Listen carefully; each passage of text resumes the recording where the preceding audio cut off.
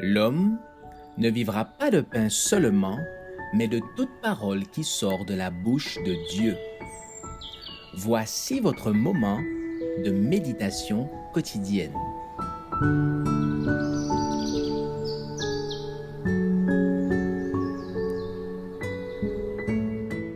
Avec Dieu chaque jour.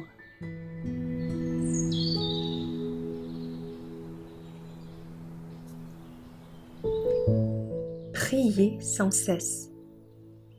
Veillez donc et priez en tout temps, afin que vous ayez la force d'échapper à toutes ces choses qui arriveront, et de paraître debout devant le Fils de l'homme. Luc 21, verset 36.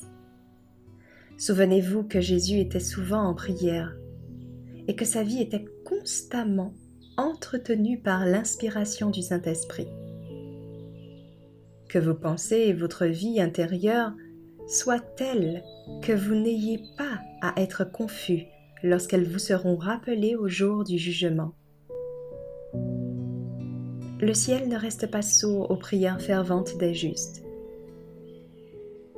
Élie était un homme sujet à des passions semblables aux nôtres, et cependant l'Éternel l'entendit et répondit à ses prières de la manière la plus étonnante.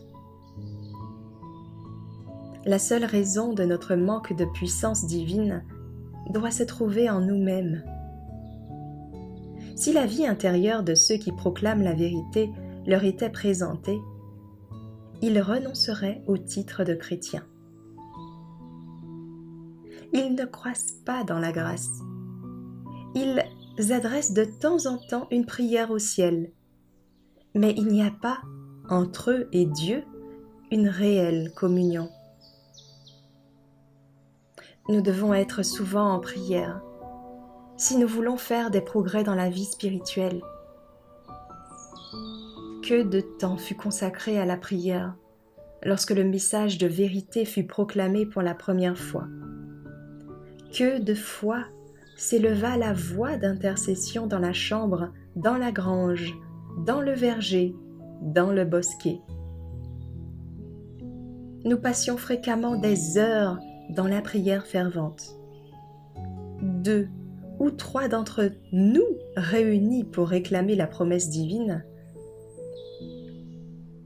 on entendait souvent le bruit des pleurs mêlés aux accents d'action de grâce et de louange. Maintenant, le jour de Dieu est plus proche que nous le pensions tout d'abord, et nous devrions être plus consacrés, plus zélés, plus fervents qu'alors. Les dangers qui nous menacent sont plus grands qu'à ce moment-là. Les âmes se sont endurcies.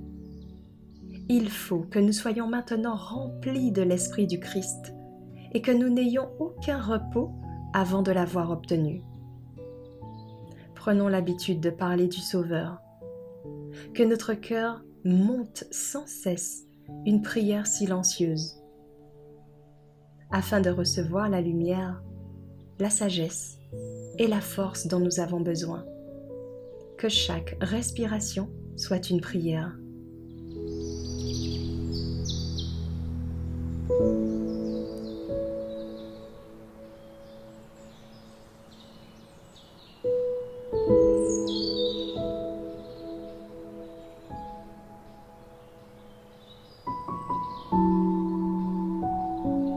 Merci d'avoir écouté cette présentation. Assurez-vous de nous rejoindre demain pour votre moment de méditation quotidienne avec lereste.org.